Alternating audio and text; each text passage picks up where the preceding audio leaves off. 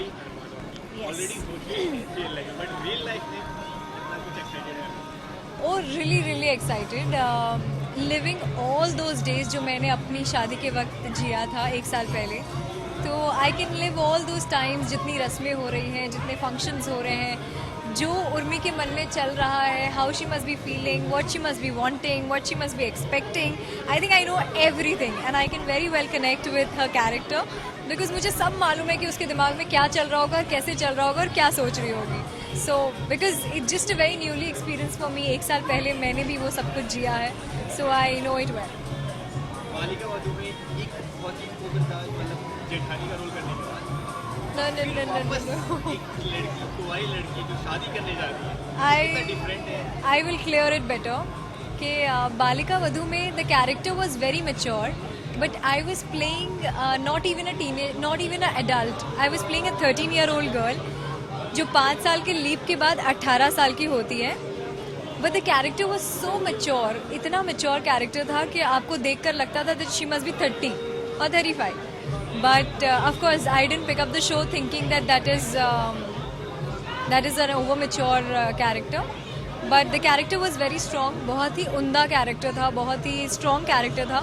And I think it made me all. मुझे बहुत नाम शोहरत मिला. तो I'm really happy. But it is very different with what I did before. और अब उर्मी का character is back to normal, back to a small adult girl who is 19.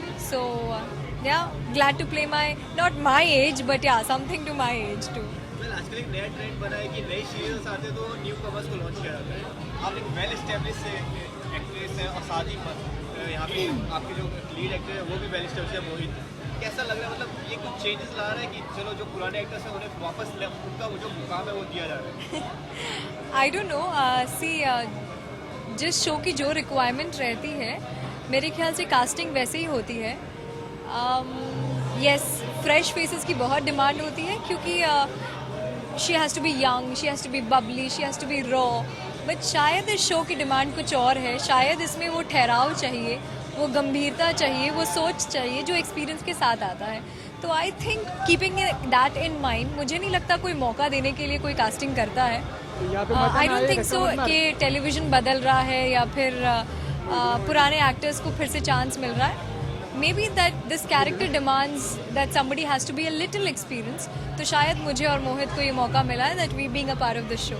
कहीं ना कहीं दिक्कत ये आती है कि जो पुरानी छवि बन जाती है उसे मिटाने में दर्शकों के दिमाग से बहुत ही मुश्किल होती है, इसलिए कहीं भाती आ गई इस बात में. I agree. इस बात का डर होता है, लेकिन अब डर के आगे जीते हैं. तो कितनी मुश्किल है आपको इस सीरियल में करने में और कितना मेहनत की आपने उस छवि को मिटा के इस छवि को लाने? ना मैंने उस छवि को मिटाने की कोशिश की है, ना इस छवि को वापस बनाने की कोशिश की है.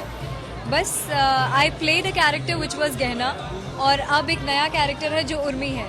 नाउ मेरे नसीब, भगवान की इच्छा और ऑडियंस की मंजूरी, ये 3 चीज़ इंपॉर्टेंट है which is gonna make the show. अगर ज़रूरी नहीं है गहना को भूल के ही आप उर्मी को एक्सेप्ट करें. गहना ने भी अपनी जगह छोड़ी थी, उर्मी अपनी जगह छोड़ेगी. Now it all depends upon the viewers and about the show how it does.